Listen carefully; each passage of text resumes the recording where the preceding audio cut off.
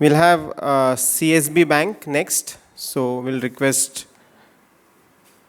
them to come near the stage. Yes. And after the voting, one round of applause for all of you. What my team tells me is that it's been a wonderful audience. You have been consistently voting, so which is nice. Thank you so much. You are enjoying voting, I think, now. And I hope you are liking the sessions also.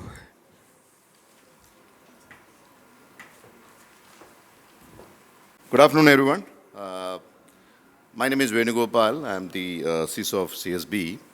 And I would like to probably draw your attention towards something which I would like to touch upon, which is very crucial in our status of security posture in all the bank, primarily from a data breach standpoint.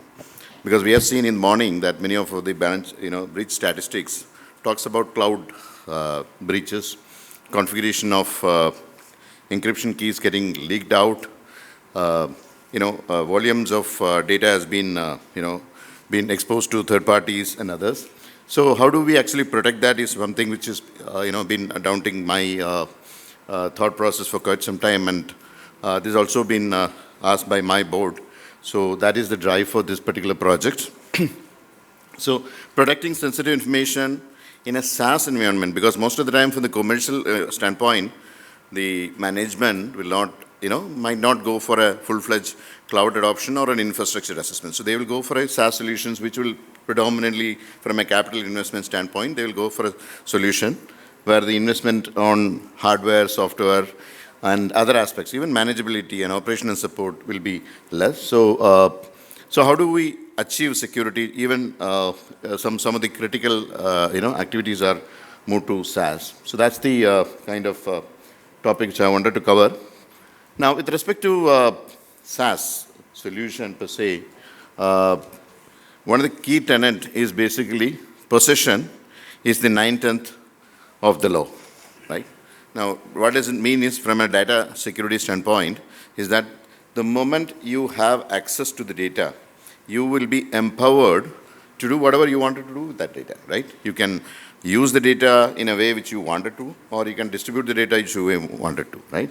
So this is a key tenet when it comes to cloud-based, solutions. Because at the end of the day, you're not holding the data because your cloud providers are holding the data.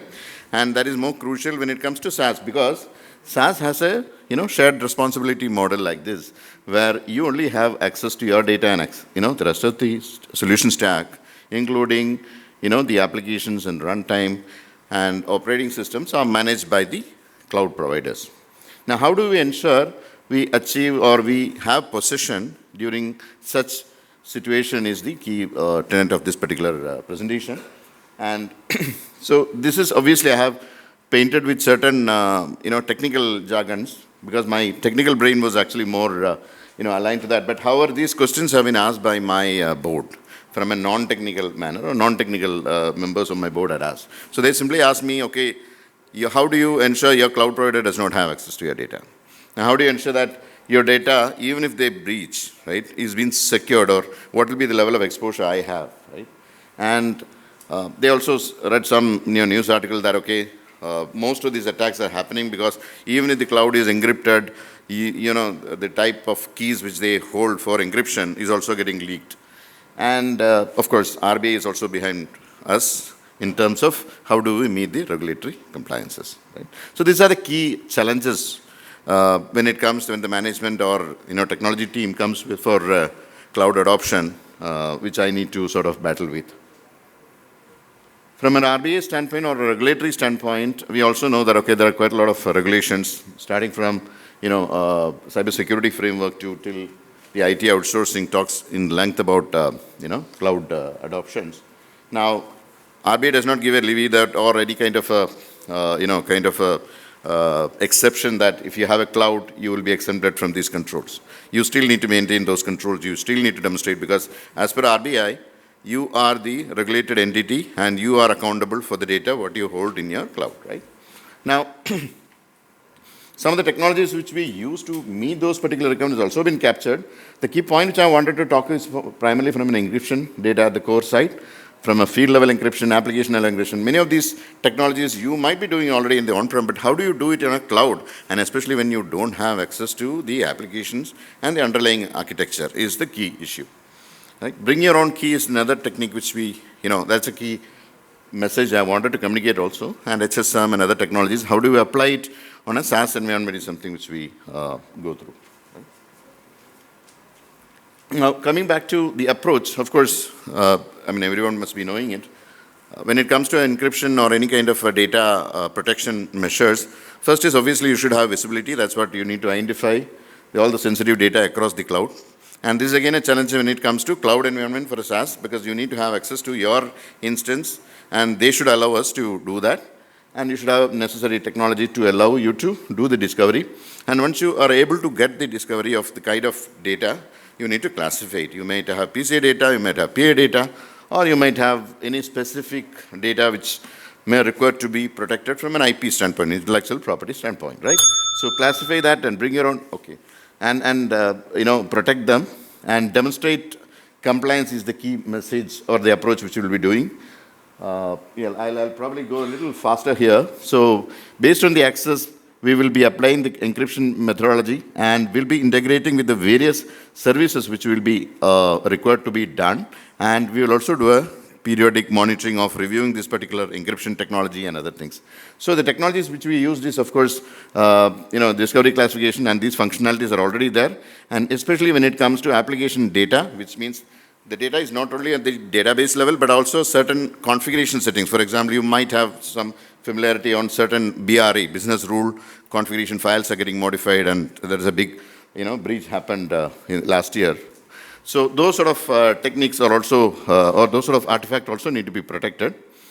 Now, since the requirement also talks about the technology stack which we used, so we used Tails. Of course, I'm not promoting the technology. I'm only saying that this is the technology which we used based on the existing relationship which we have, and we went ahead and implemented. And essentially what it protects is, like in case if this is applied across, or we have already, the implementation is done in such a way that for the backend access, the database which is hosted at the cloud will be encrypted for the cloud providers as well as the cloud database administrators. For the users, only the authorized users will be in a plain text mode. Even privileged users who are managing the cloud infrastructure will be a black box. It will be in an encrypted format, right? Now, how do we integrate with an HSM? Because the keys have to be generated. We don't use the cloud key. We provide the key so that even in case if the cloud provider, we have a terminate those, a contract with them, or the data got breached outside, we will be able to sort of change the key, or we can make that data unusable for them, right? And of course, these events, key rotation, key changes, or, someone accessing any critical files, databases, all these are getting logged in our infrastructure. Now, these are some of the benefits which we received, like we will be able to get the entire inventory of the keys, backup keys, registration keys. Most importantly, from the reporting standpoint, we'll also inspect the individual key histories, right? If any of the third party or the fintech had used that particular infrastructure, we will be able to know that, okay, if that particular key has been accessed, how they used it, and we'll also be able to take aging report, like whether it is required to be rotated or not, and we can set policies that will be periodically rotated and renewed, right? And these are some of the challenges which we faced during this particular implementation, because one of the challenges is that the legaciness of the applications, because the application might not have a proper mechanism to dealing the key with the data. So these are some of the challenges which we faced, which we remediation, how we go on and with remediations. And these are some of the benefits. Encryption process has been improved. We will be able to onboard any third-party vendor in a faster manner. And it is also transparent to the user. Application need not have to be recoded. There is no mechanism, because everything can be done in a plug-and-play mode. And it is transparent to the users, database and application logics, and centralized administration, which we saw. And so from a BA, you will have a complete control over the data. So even from a SaaS environment, we will be able to manage and control the data. That's all I would like to communicate. In case you have any further questions or clarifications, I'm happy to respond to. Thank you. Yeah, thank you very much. A very good step. So essentially what you're saying is even if you get hacked, the main core data is all encrypted off, right? So nobody can lay their hands on it, and you're doing key management. Have you ever considered things like homomorphic encryption and such? Yes, sir. OAuth encryption is the question, right, sir? Huh? Sir, can you just repeat? Homomorphic Okay. encryption. Yeah. So basically, we are using the standard encryption parameters. We are not customized this or adopted a new, model or new encryption format into our environment. The out-of-the-box capabilities of the solution is what we actually essentially used. Okay, and have you measured any impact? Yeah, so there are two, aspects we checked, sir. One in terms of the number of applications which can be, integrated, and the turnaround time from the business standpoint. Because business asks, like, typically the timeline for any new business onboarding, that has been measured after this, solution has been onboarded. Second is in terms of the key visibility. Earlier, when they have actually manually enabled certain AWS or Azure keys in their instances, there are quite a lot of number of keys and other technologies was not visible to the security team. So one was the visibility side also we have actually started measuring. And of course, we'll also be implementing, in terms of the use cases and other effectiveness from an incident management standpoint, because end of the day, the key rotation and possibility of a data access by unauthorized persons, those sort of, KRIs also will be measured. At this point of time, that is not there.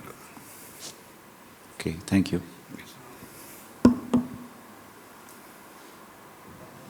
Well, what is innovation in this, according to you? The innovation was basically, it's not an innovation, it's a problem solving. Because that's one of the key area which we will not have access to or will not be able to control the access done by the cloud provider. Because cloud provider will have an unlimited access without even informing us or without having visibility what level of access they have. So at least this gives a assurance that my data would be under the possession of me, right? So it's basically the possession of the data, which is the innovation here. The data was encrypted, but with AWS or the Azure, the cloud provider's key management system, and we don't have visibility. While we just take by their word that this has been encrypted, we don't really know that it is really encrypted or not. So we don't have the visibility of the encryption. Thanks. Thank you.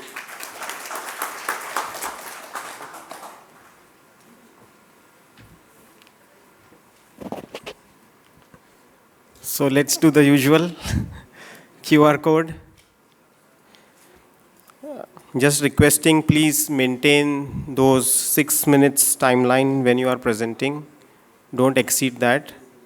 We are buzzing at 5 minutes, 6 minutes, and then the 9th minute. Next is DCB Bank. We'll request Mr. John Dilip.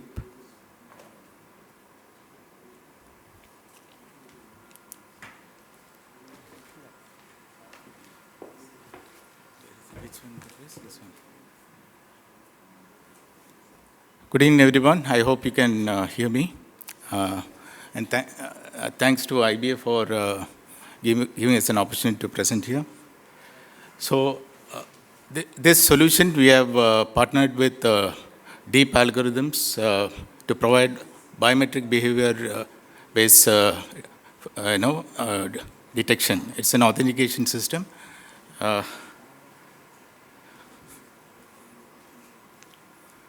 So some of the common frauds which are faced by customers. So on the left-hand side, you can see, I think many of the CISOs will know they have gone through this and they won't bat an eyelid, right? Because these are common items. So defenses that have been put by banks, OTP was a common, authentication method. But now OTP has got its challenges. It is coming clear text. There are many attacks against the OTP. So there are fraud detection mechanisms. And now biometric behavior was something which has come out in DPSE guidelines. So we didn't know how to actually implement this solution. So the first time revert when we gave to Seaside, we said, I know it is not feasible, but Seaside came back and then we had to explore that. So, yeah, for customers, they have to have a good endpoint software. So if you look at left-hand side, the data that is shared mostly is, the customers are sharing data, either knowingly, unknowingly, or data is stolen, right? So the stolen data, if it gets into the fraudster's hands, if they use the data, how to make it unusable. So that's the whole point. So in the deployment phase,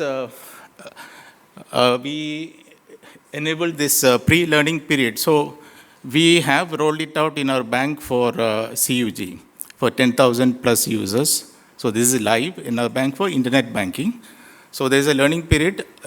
After the 5th attempt, this is the method, the AI engine that they use. The 6th time when we log in, it asks us for registration.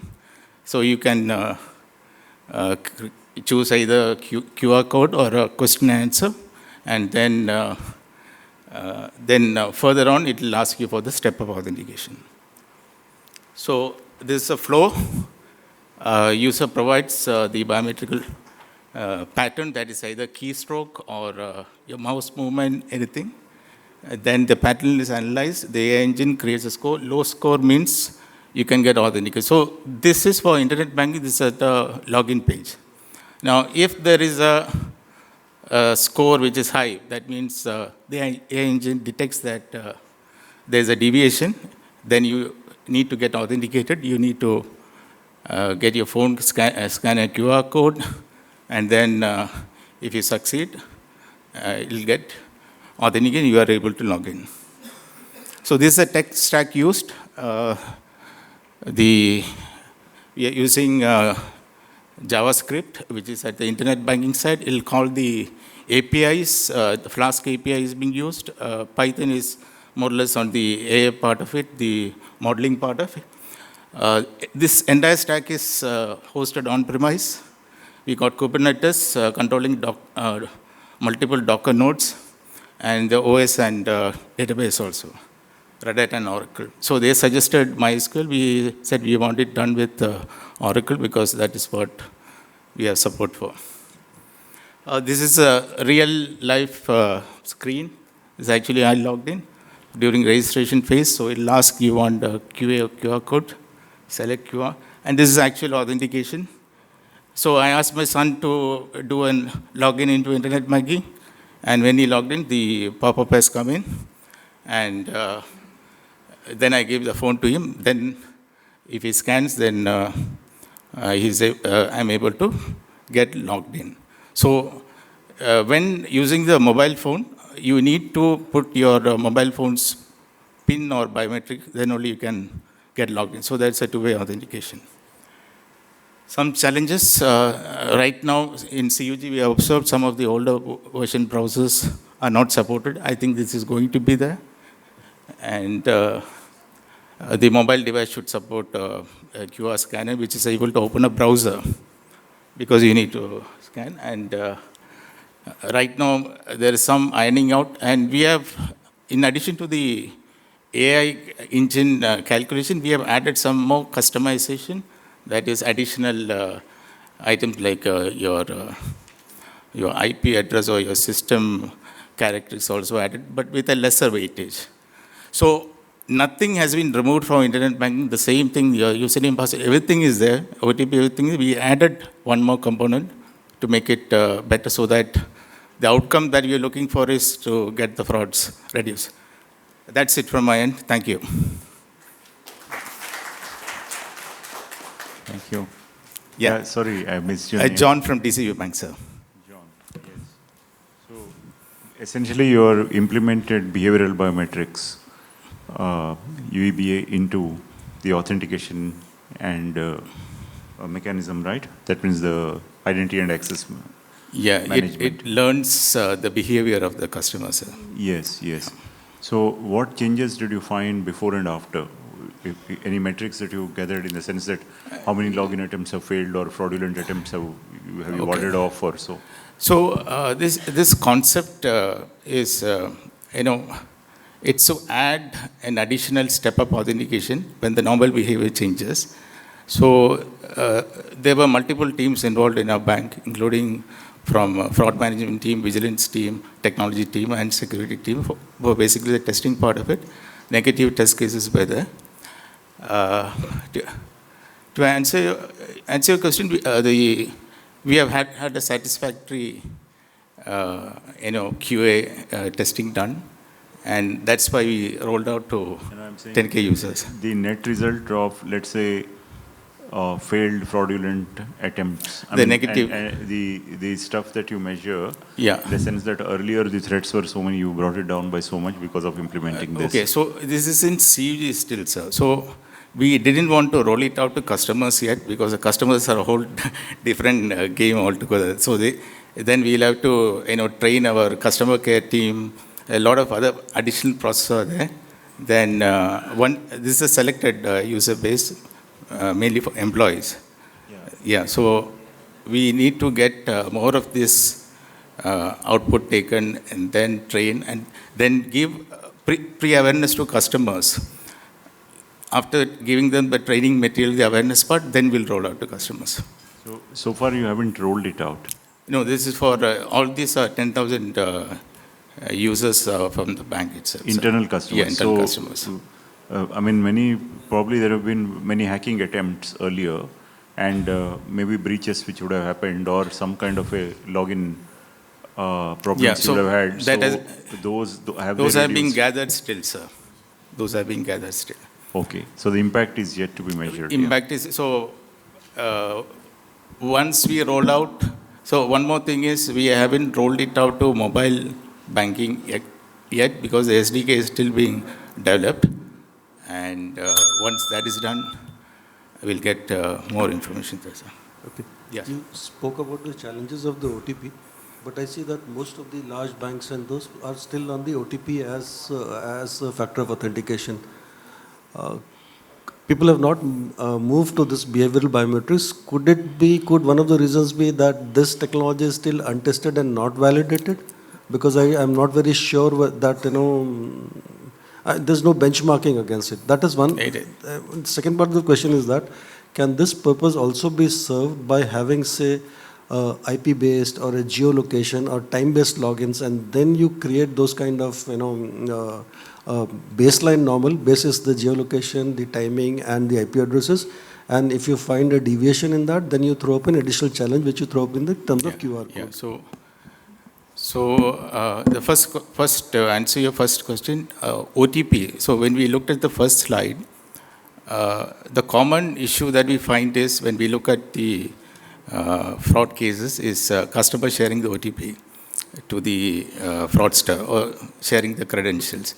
Now in this case, even if the fraudster types in the credentials, it is going to fail because the learned data is now engine for the original customer during registration. So that is going to change. So it will certainly bring down that kind of frauds. And I'm sorry, the second part of yeah, so we have, as I told, the weightage is given to the AI engine calculated score, the higher weightage. A lower weightage also is given to the other parameters like IP address, the browser type, etc. That's why one of the challenges that we faced is when you choose the desktop mode, there are some challenges that we are facing. So then we have to tune the weightage part of it. A suggestion? Sorry, a suggestion would be that the different categories of employees were there. Maybe there are some who are handling more sensitive data, or people like database administrators, system administrators, network administrators. They need to have indeed very tight mechanisms, because if that is broken, then everything is compromised. Vis-a-vis the normal employees also are handling. So the levels of, strictness of authentication need to vary from different groups of people. So we plan to enable this right now only for our digital channels. So So everybody is a customer for digital channels, sir.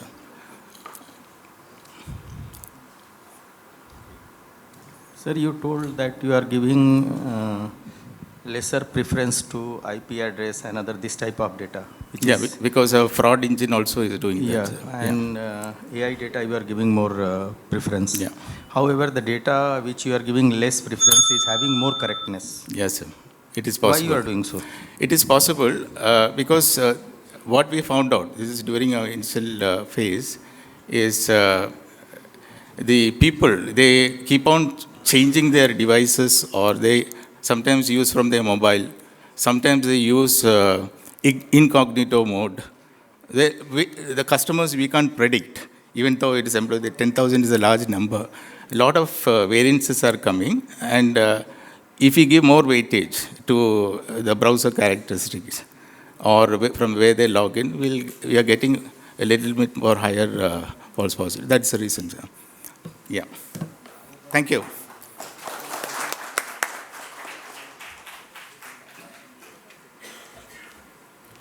Thank you. The next is Tamil Nadu Mercantile Bank. Just 1 minute, let the QR code get over.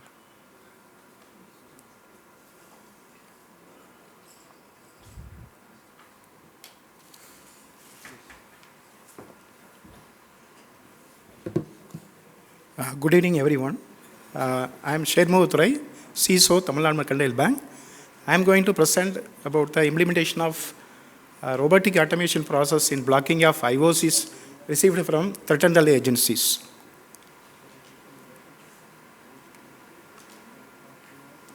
So we receive IOCs in the form of malicious IP address, then malicious file hashes, and malicious domain and URLs from various federal agencies.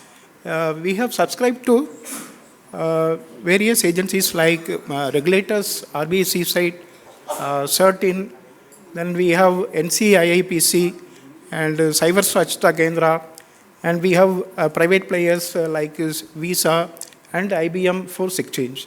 So we are receiving threat intel from these agencies. So here about the, previously we use manual IOC blocking process, and there are various challenges involved in the process. One is when there is high volume of IOCs, it may take time. Then there is a risk of human error. Then we have and limited scalability of growing threat. These are the challenges we faced. Further involvement of various teams like firewall team for blocking of IP in firewall, and proxy server, we are blocking that malicious URL, and email security solution, we are blocking domains, invalid domains and malicious domain, and file hashes, we are blocking it in EDR.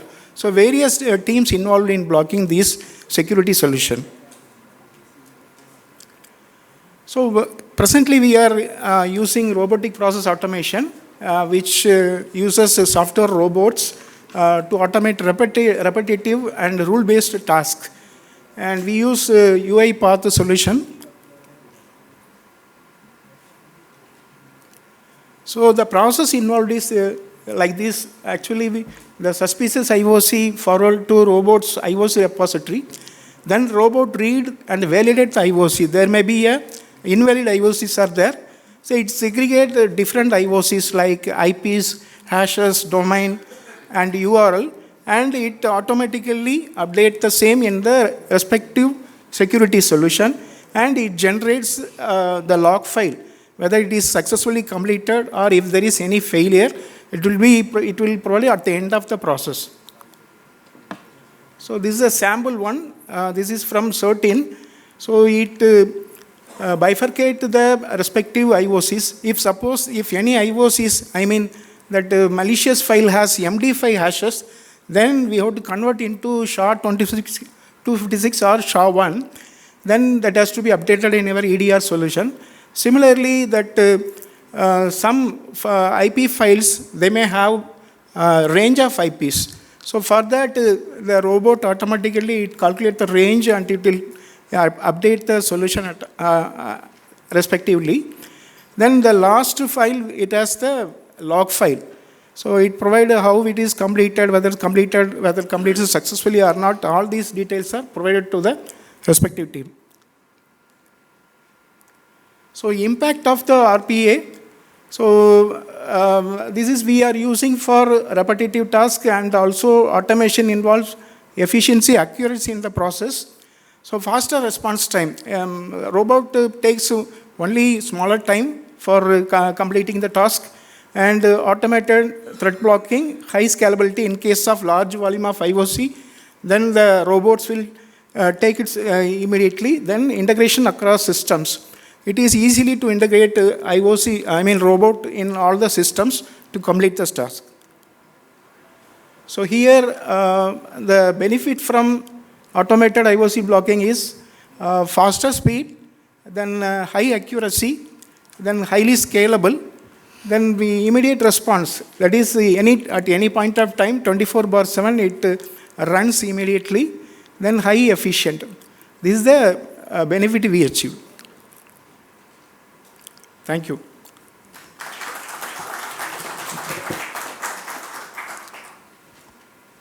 So thank you very much for that presentation. It's just it's a step further than what's happening, definitely. Yes. So it's good that you're implementing it, but in the current context, where with this Gen AI and others, large number of sophisticated malwares are being generated, and even the actors, the malicious actors, the different hacker groups and all are mixing and matching their techniques. It has gone too sophisticated, isn't it? There are malwares with 8 layers of defense, 8 layers of deception built in. Yeah. So in this case, what will happen is a rule-based IOC, okay, indicators of IOA or IOC. Yeah. If you were to take all of these things and hard code them, because RPA essentially hard codes many things, isn't it? You'll make it faster and efficient, I know, for the existing set of list of stuff that you know. Yes, But yes. how are you handling the bulk of them which are going to be different, varied and new? You can't keep updating these so fast, isn't it? Yeah. So there shall be some enhancement in this current process to address whatever the threats we are facing. There may be a different enhancement required. Yeah, you may have to resort to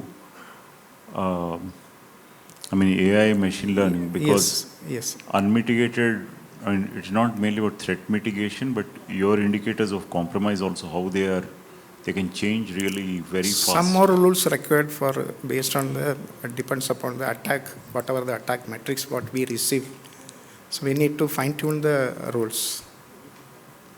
But that's a big laborious process, isn't it? Yes. To keep updating the rules again and again. Correct. Okay, thank you. Thank you. So see, blocking the IOCs or the IOs is only a small part of the entire process.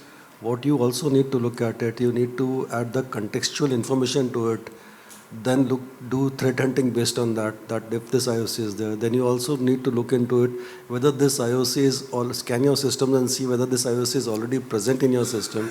So if you are just doing RPA and blocking that particular IOC, it's only serving 1/3 of the purpose. So how do you respond to that? That you are not adding the contextual information to do a threat hunting, and also scanning your environment to see whether you're already infected with that particular IOC. So we have a separate process in our SIM to scan, particularly for threat hunting process. So for a particular IP, if any malicious activities happened in our environment earlier or not, through the logs in SIM, we have a separate process. Thank you.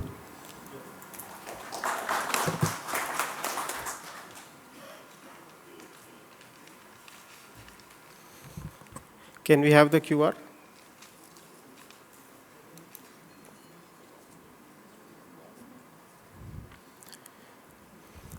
Also requesting Mr. Mohammed from UCO Bank.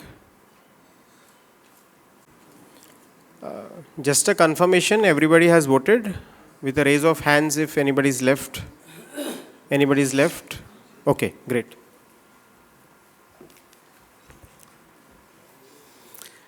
Respected jury, senior members from IBA, my fellow CISOs and audit heads, ladies and gentlemen, very good evening to all of you.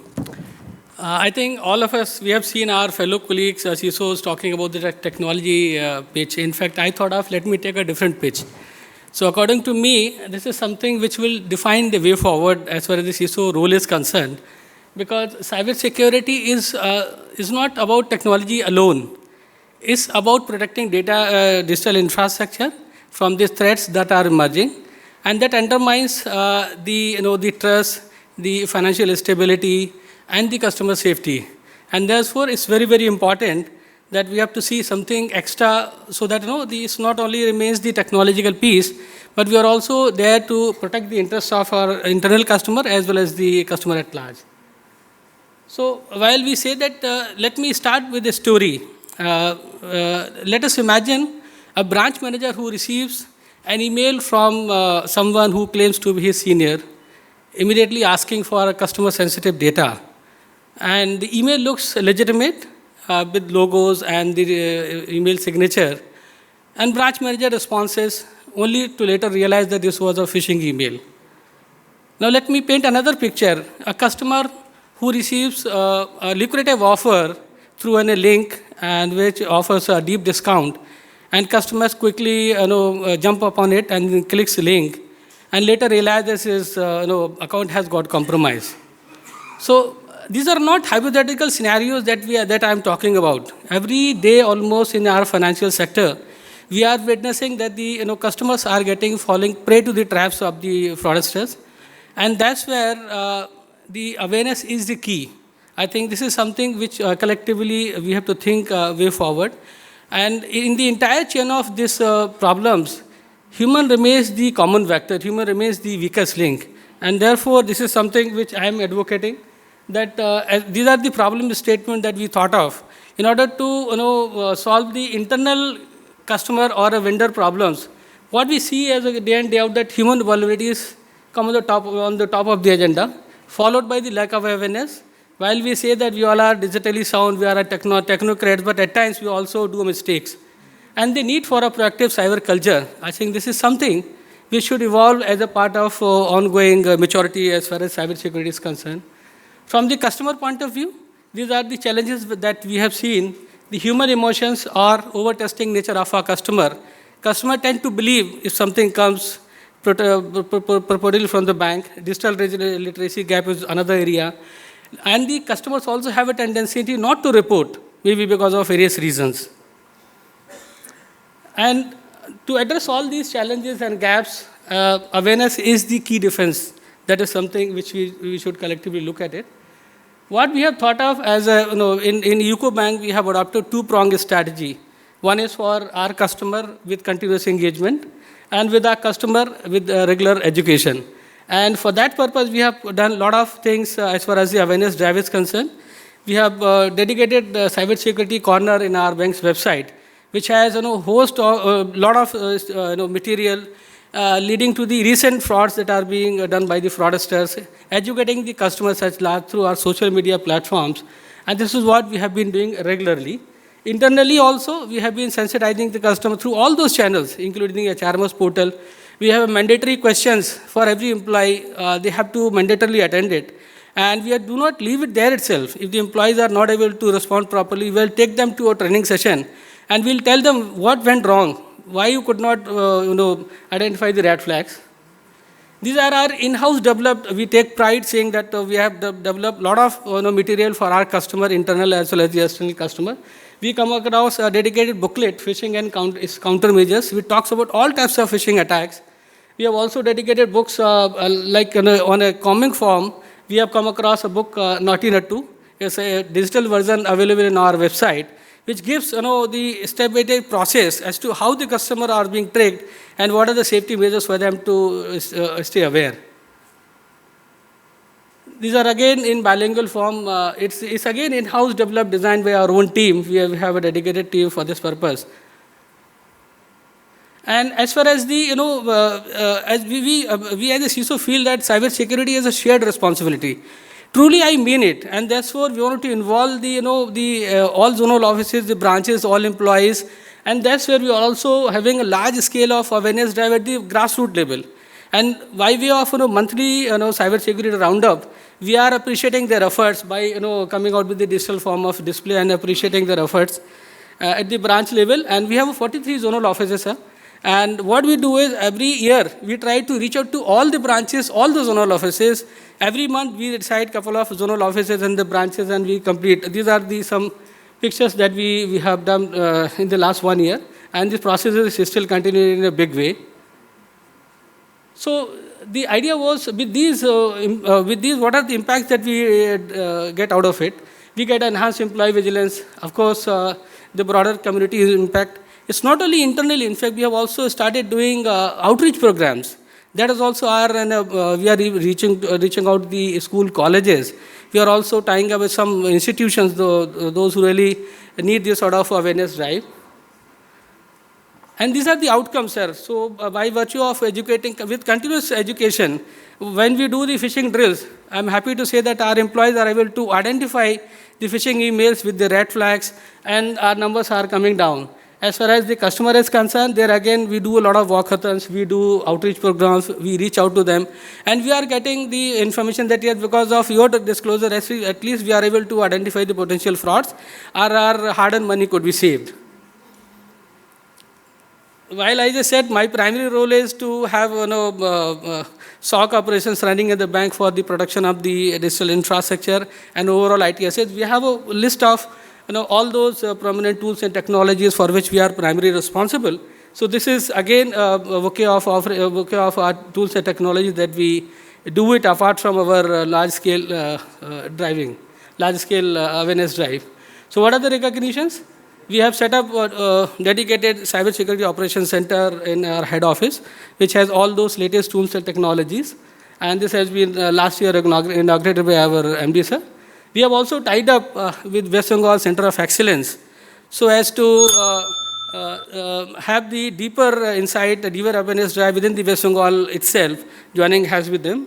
This is our team. Without teamwork, nothing can be accomplished. So I'm very proud of my team. We are joining hands and carrying out this exercise. So this is something I think says a lot. Even Honorable Prime Minister also said that while digitization is happening, but at the same time the frauds are also increasing. We may say that the frauds are very, very minuscule number, but we know that the negative vibes reaches at a very faster pace.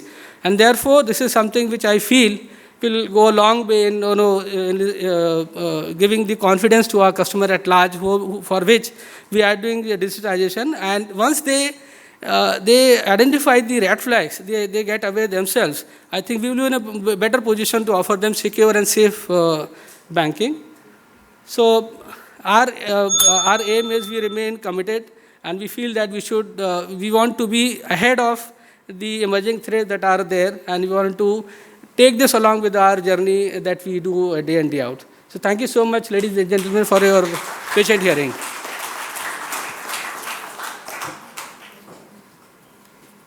Sir.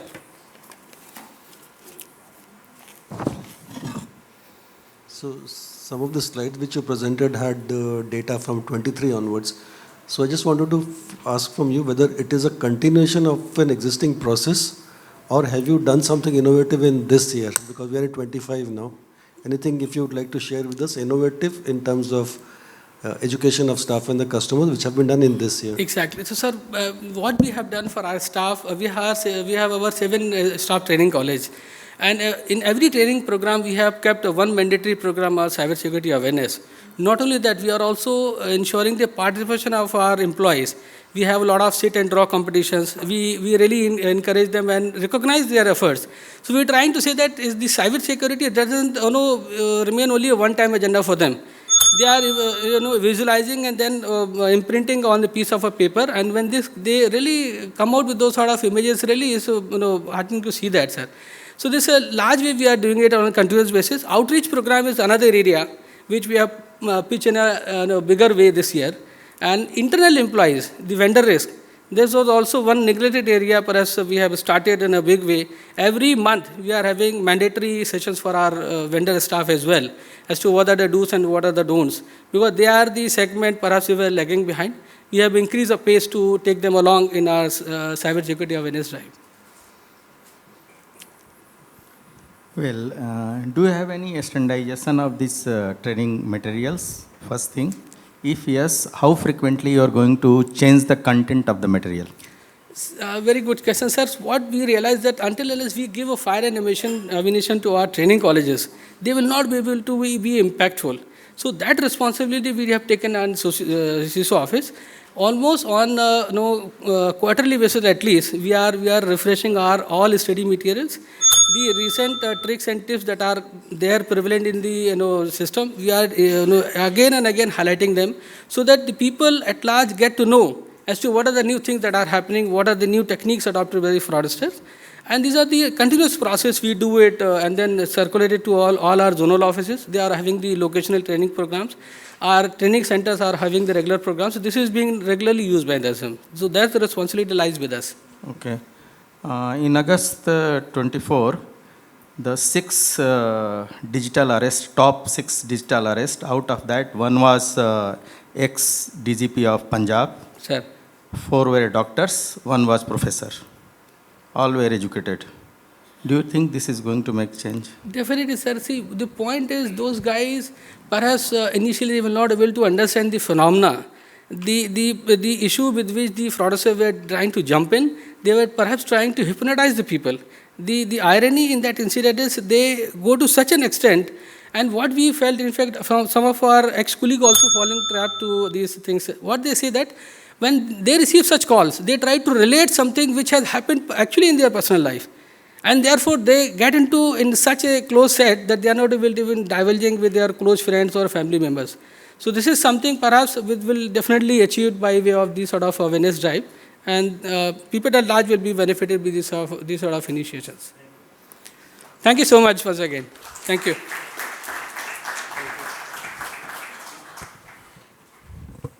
So QR. I think we have reached the end now with the last one, which is UBI. Just a minute, let them.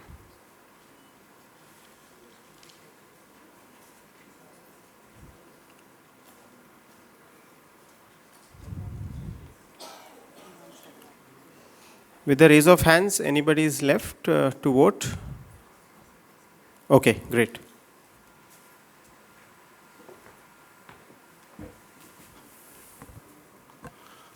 Good afternoon.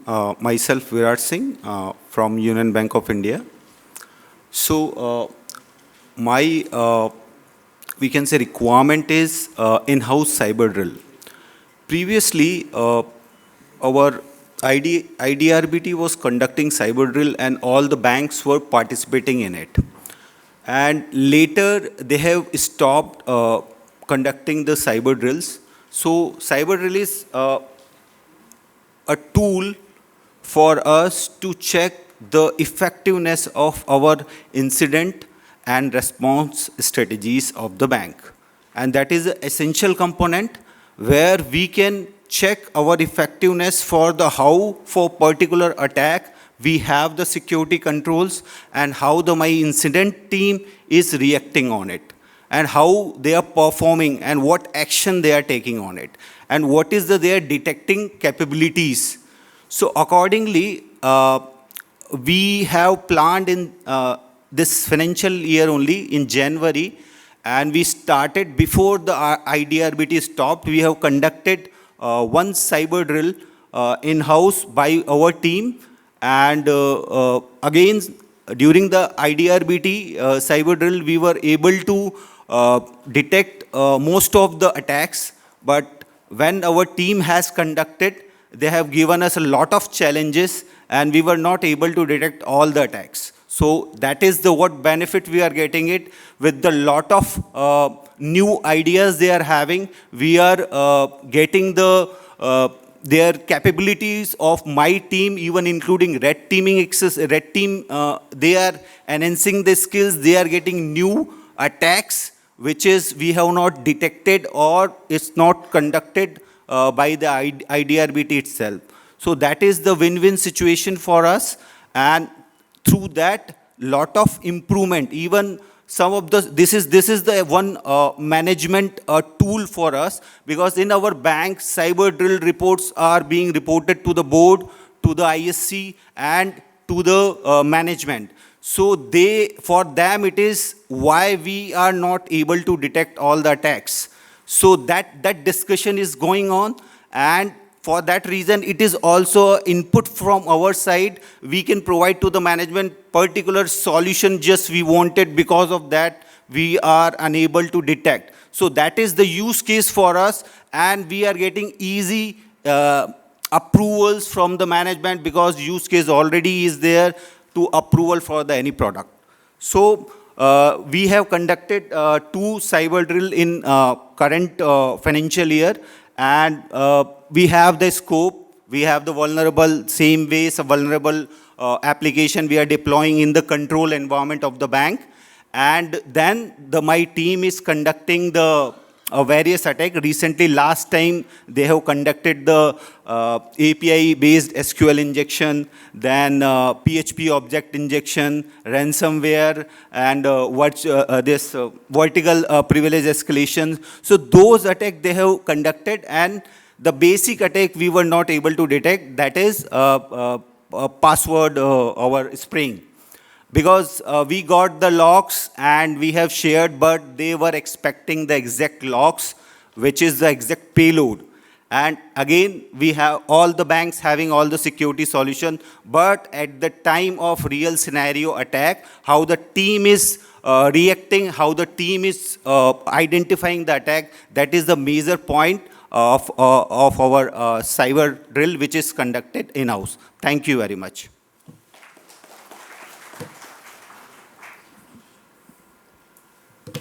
See, earlier there was a presentation, I think from Bank of India, where he spoke about a breach attack simulation, which essentially is this one only. So do you think automating the cyber drill through a breach attack simulation solution is a good idea? Sir, I always, our intention is to make more effective to our internal team, which is able to detect, because automation will reduce the workload to the of our blue team.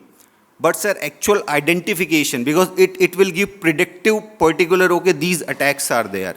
Automation can help us, but automation cannot enhance skills of my blue team, sir. Okay, so, sorry, in this, did you use any kind of tools like Cyber Range or something else, phishing simulation, or some tools which will automatically, let's say, generate more clever mails, more realistic mails or something like that? And then did you automate the process saying that which are the employees who have accidentally clicked on it and they are sent to different trainings?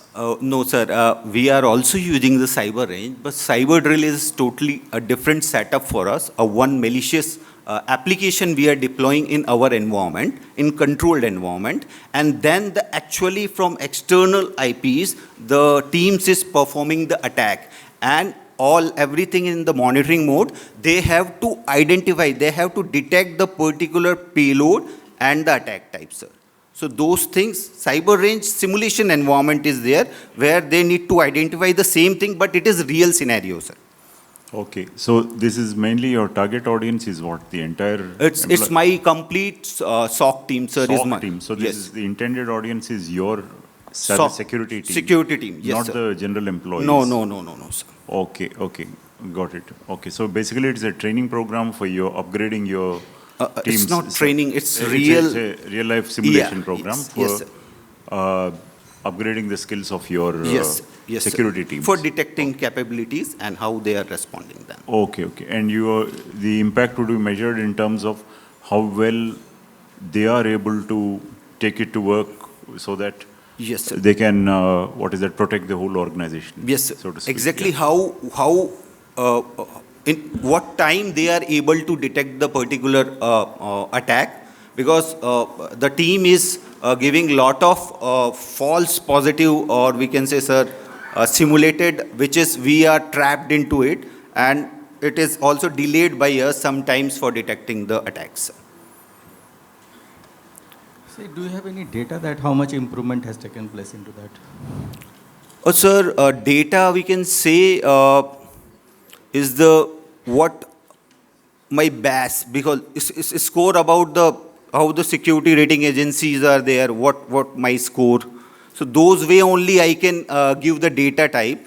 Otherwise, some of the solutions we have implemented in previous cyber drill exercises. This Sir. password spraying attack, you told that you are not able to address Ye- that one. Yes, sir. Yes, sir. We are able to detect this type of attack is going on.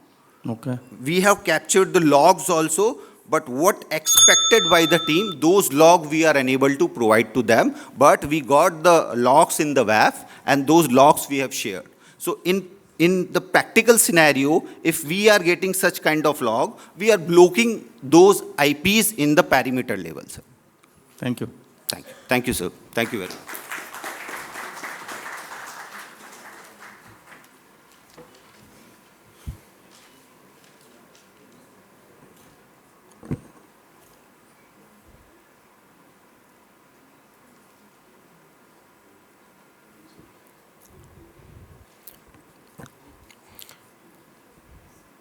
I think a big round of applause for all the 10 CISOs and also the audience. I know it was too much of information in last 2 hours or more. Whenever there is too much information overload, the best way probably is to at least take maybe one takeaway from each session. What at least I am taking, and maybe it helps all of you. We heard about NG SOC and a UEBA integration. We heard about BAS and ESM. We heard about machine learning. We heard about innovative ways of employee awareness. Somebody spoke about SaaS data protection using HSM and BYOK. Somebody spoke about dynamic risk-based authentication. We also had someone talk about cyber drill. I think these are some very good technology and human-led interventions for us. We should take a note of it.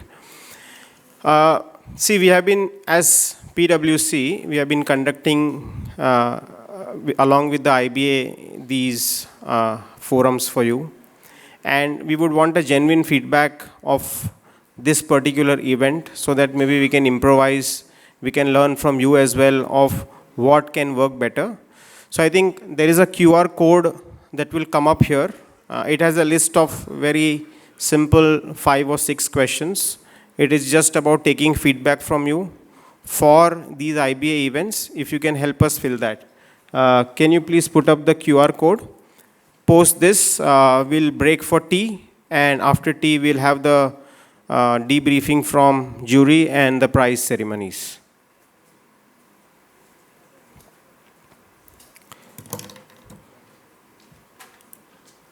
So this feedback will really help us. Sir, you want to? Okay.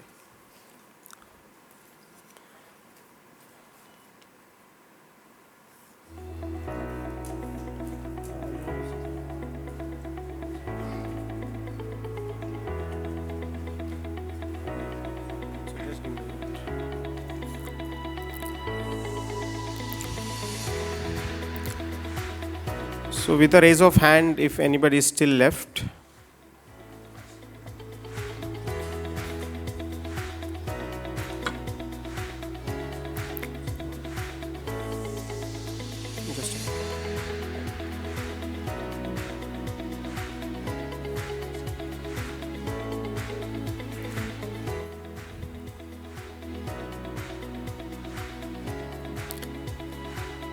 One last time with a raise of hands if anybody is left. Okay. Maybe last 10 seconds.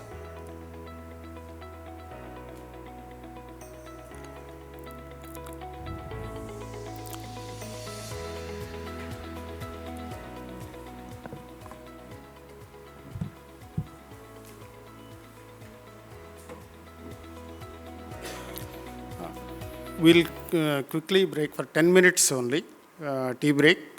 Quickly come back. By the time results will be compiled, trophies are there to the winners and participation certificates are there. Please will come back and everyone be here for award ceremony. Thank you.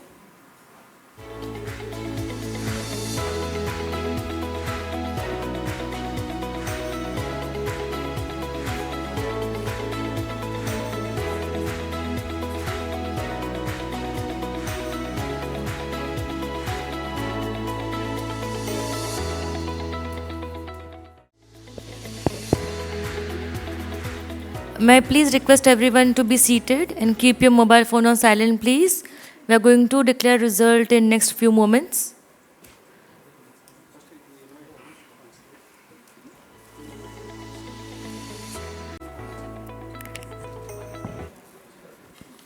Ladies and gentlemen, please join me in welcoming our esteemed jury members who have evaluated the presentations.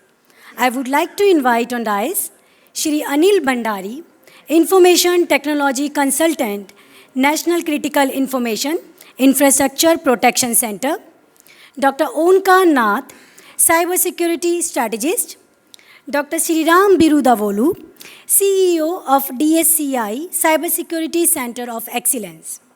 I would also like to invite Shri Gopal Murli Bhagat to join the jury on the dais.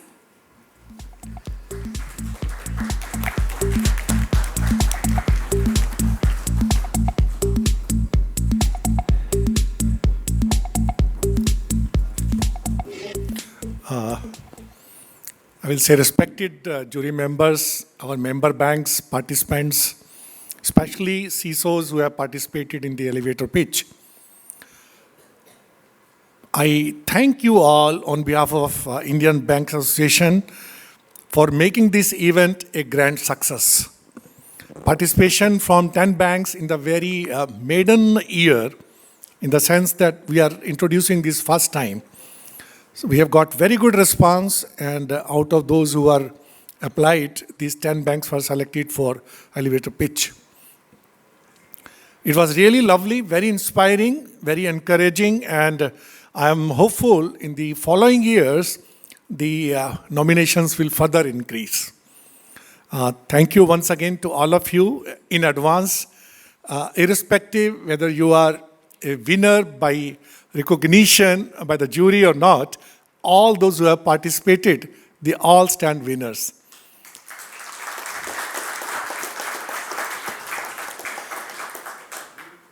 You know, to run in a race is more important than winning it. We are participating. That participation itself is a big victory. So congratulations to all of you for participating in this event. Thank you very much.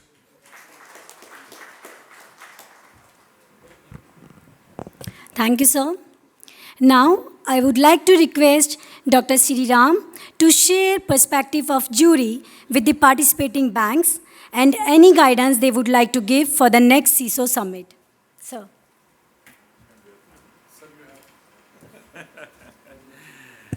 Hello, everyone. What a pleasure and honor to be here amidst all of you.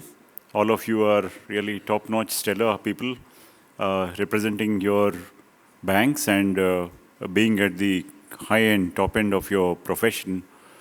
So one of the things is that as jury members, it is certainly not an easy job because all the presentations were pretty good and each in a different area. So I commend you for that, really, for really putting together the material and shaping, first of all, for shaping the innovation programs, implementing it, and putting together the material to really present here, come and really present it, and sharing it with all of us. That is very important. I really hope, and I really do not know how many ideas out of those people will take out. That's the whole idea of sharing it, okay? The awards and all that is one part of it, but the main idea is sharing and seeing what the banks can do and what others can do, taking off from here. So along those lines, I have a few thoughts and suggestions. Of course, you would have considered this. And first thing is that anything, it's done is better than perfect, of course. That's the reason why if you've taken and implemented a program and taken it through all the way to see the measurement, the impact and all that in measurable terms, okay, metrics, that will really help you because you can take it to the board, you can see, ask for an ROI, you can justify many things, and for your future programs also, that will be very, very useful. So that is there. So perfecting it, you can always do it in phases, continue to do it. So that is one thing. Of course, anyone who has undertaken a big challenge and has implemented it across the length and breadth of the organization needs to be really commended, okay, because it's not easy to move things, as they know, as you know. Secondly, the second thing is that today it's a day and age of digitalization and automation at a very rapid pace. It's almost like waves and waves of tsunami coming in. You have to move away from as much as possible towards automation, away from the manual processes towards automation. In fact, I was talking to the CISO of Lloyd Bank. We had come down here from UK. And in Hyderabad, we were meeting, okay? And he said that the rate at which automation is really happening, AI and all are taking over, L1 is almost gone. L2 also, it is knocking heavily on the doors and hitting it. That will also be gone. L3 also probably. So he's saying in a few years, I don't even know whether there will be a SOC left. Your SOC will be a box sitting in the corner. Okay, so that's the pace at, and this is directly told by him, not by me. So if that is the nature of the game, that is very true. You see the host of technologies, whether it be it IoT, be it 5G, be it blockchain, be it AR, VR, or touch any area you can imagine, AI, for example, okay? So, and there will be more and more coming. So if they are coming in, and it is going to get more widespread and all, which would mean that you cannot manually handle things, okay, just as you probably already have realized. So any solution that is leading to more automation, automated way. In that respect, I wanted to touch on one or two points. The difference between virtualization and transparency. What is virtualization? Virtualization means something that is not there is manifested to be there. Like you think of AR, VR. Okay, you put on figures that are not there, they're suddenly coming up. Or you have a computer coming up, something coming up. That means an object is created out of nowhere. That is virtualization. Transparency is the exact opposite. Something that is there is deemed as not there. Okay, you say that it is transparent to the user. That means he doesn't have to deal with it, he doesn't see it. So security should be more tending towards transparency, which means it is silent, it is acting, it is there behind the scenes. It is very transparent, it is there very much. But it doesn't intervene or impede into the main normal processes. Then there can be frictionless business going on while there is active security there. Let me just give one example to illustrate this point. IoT. Okay. Now supposing, forget about, normal devices in a network. Supposing there is a rogue device that has joined the network, or some existing device that has started misbehaving, or somebody has hijacked it, something else is happening. Now with thousands of devices getting added, it's practically impossible to do it manually. How are you going to do it? All the normal soft IDs which are there, like IP addresses or user IDs, all those can be spoofed easily. With advanced hackers, they can easily do it. They can easily do all that stuff. That is the reason why they do all this air gapping between IoT and OT networks. Okay, and then they think of resorting to various other measures. So if you did that, supposing you had device fingerprinting, AI, ML, solutions in place which find the behavior of a device. Now you might ask that how can a behavior? One device is same as another device. How do you check the behavior? No, not at the normal level. You go down to say there's a clock. Now there's a clock skew. Normal one, 2 milliseconds, 2 milliseconds, 2 milliseconds. But when you go down to the nano level, you will find differences between every device.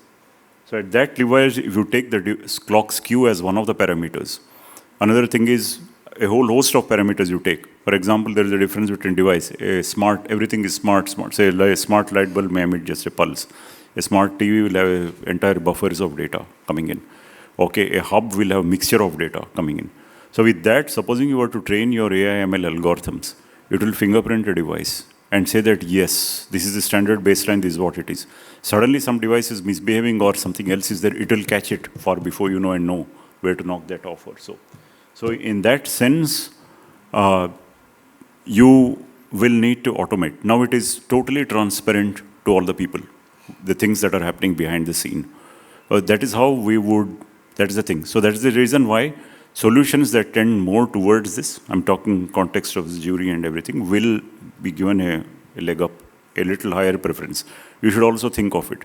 There is no point in going on in future overloading people or the human element, be it a database administrator or be it the common employee or an ordinary citizen, saying he cannot carry so many rules and think of it, especially with the area of deep fakes, this one, that one, all sorts of things, right?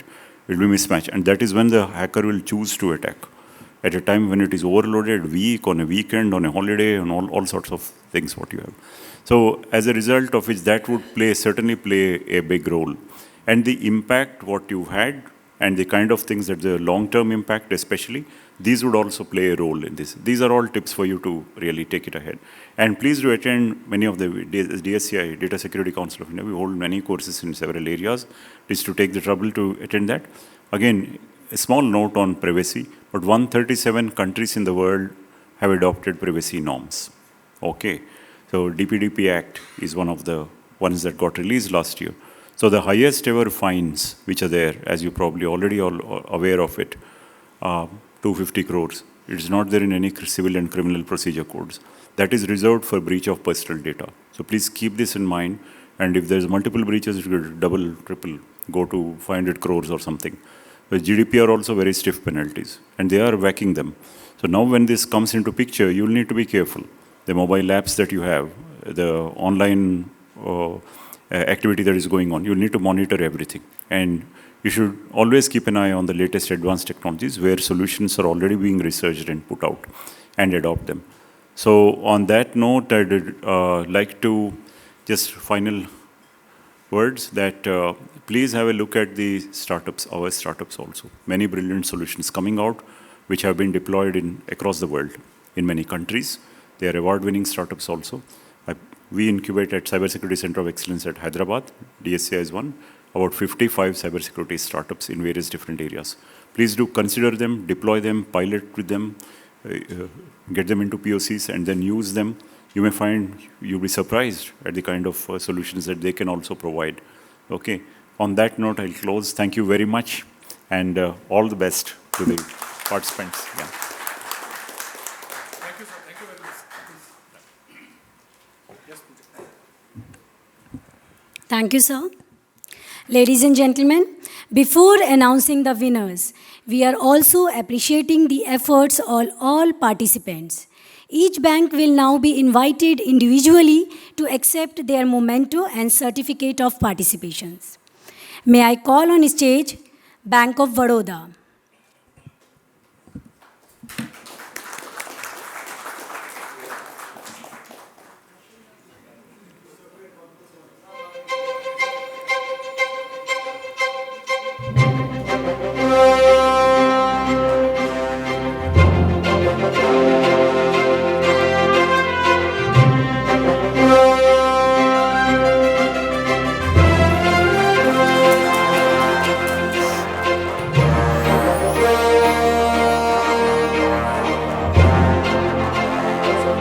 Next we have Bank of India.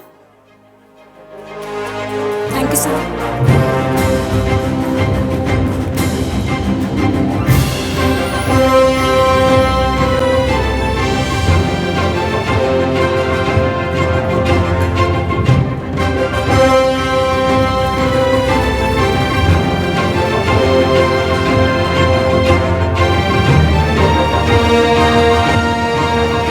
Thank you, sir. Canara Bank.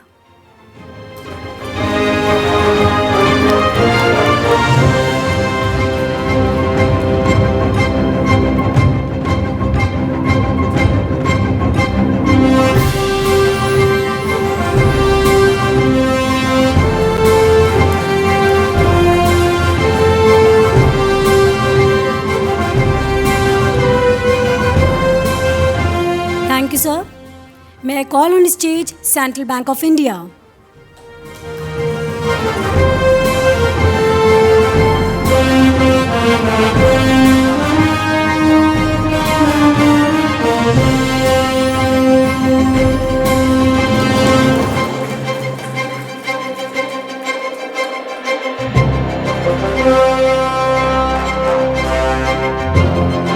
Thank you, sir. Now I would like to invite CCIL.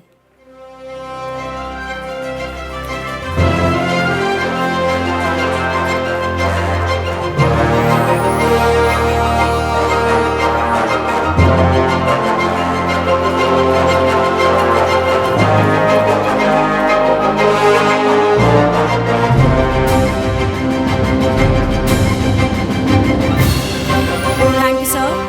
I would like to invite CSB Bank.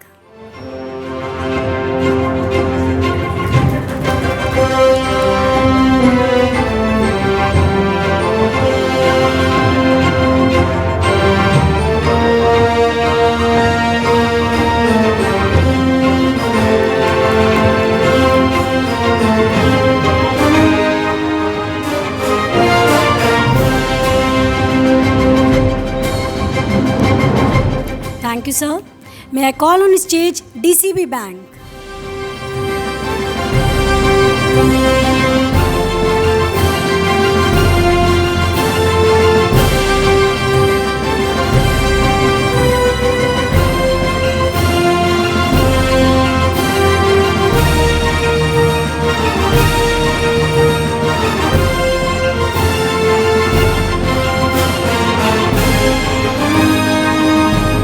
Thank you, sir.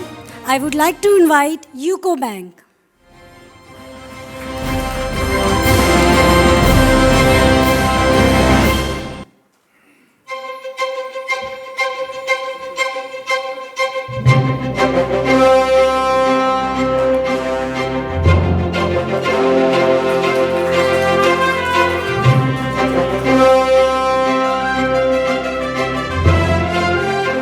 May I invite on stage Union Bank of India?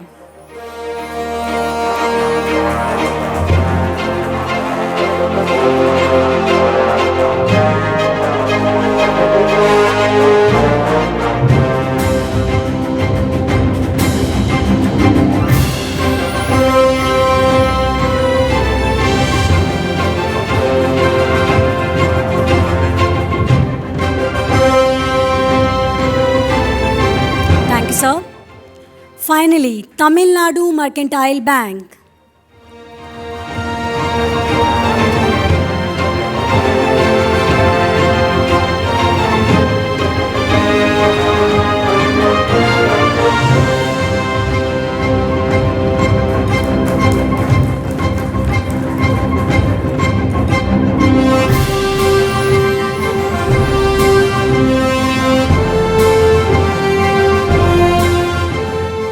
Thank you, sir. Ladies and gentlemen, now for the exciting part, presenting the trophies to our winners. We now start with Special Mention Award, recognizing 4 outstanding entries. And the first Special Mention Award goes to Support is All the Way, CSB Bank.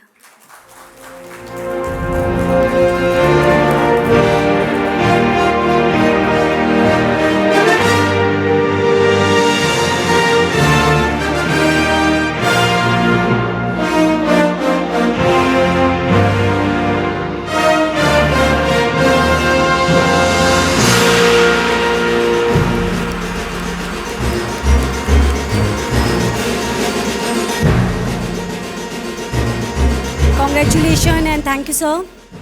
For second Special Mention Award, I would like to invite on dais Relationship Beyond Bank. Any guess? Bank of India.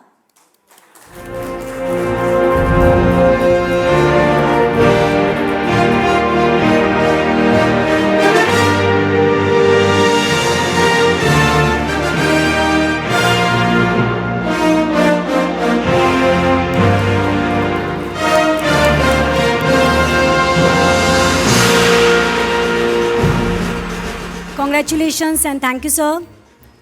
Next, I would like to invite on dais for a special mention award, Totally Motivated Bank, Tamil Nadu Mercantile Bank.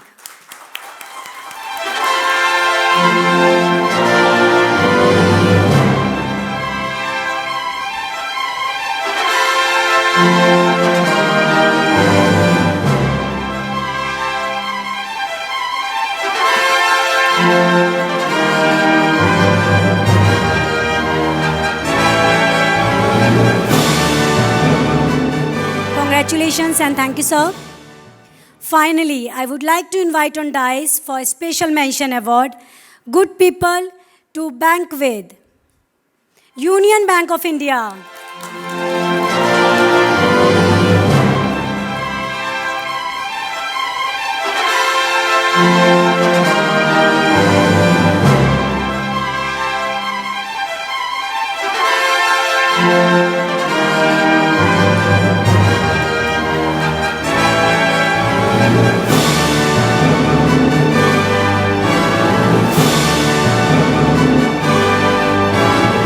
Congratulations and thank you, sir.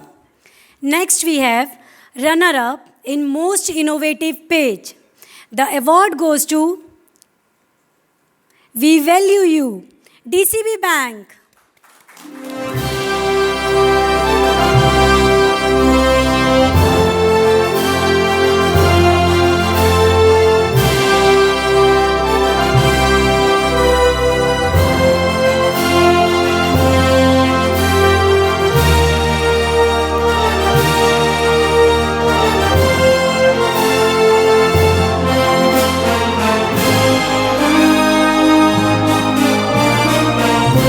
Congratulations and thank you, sir.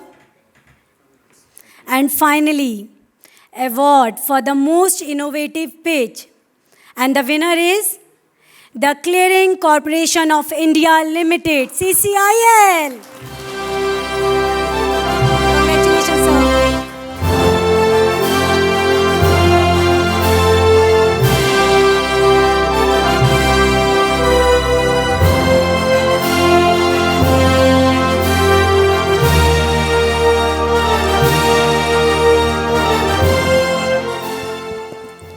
As I said earlier, recognitions are important, very important, but participation is, I think, much more important.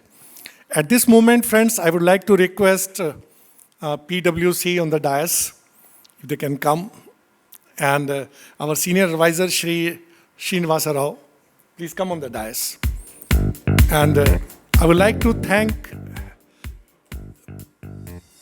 PwC and our senior advisor, Shri Rao, for such a beautiful idea and taking it from the seed to implementation. So I think they all need and they all deserve a big round of applause.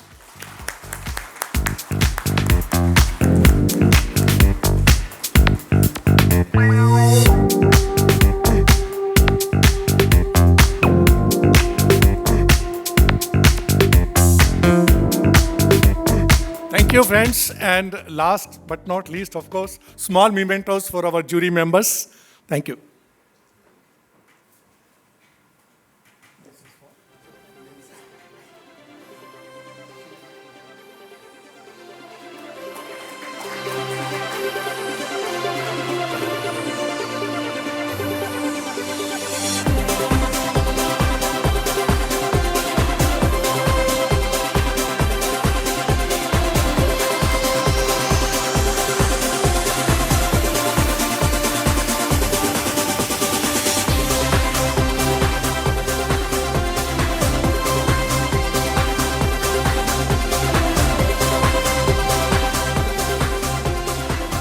So with this, as they say, see you again in the next CISO conclave, conference, summit at much bigger scale very soon.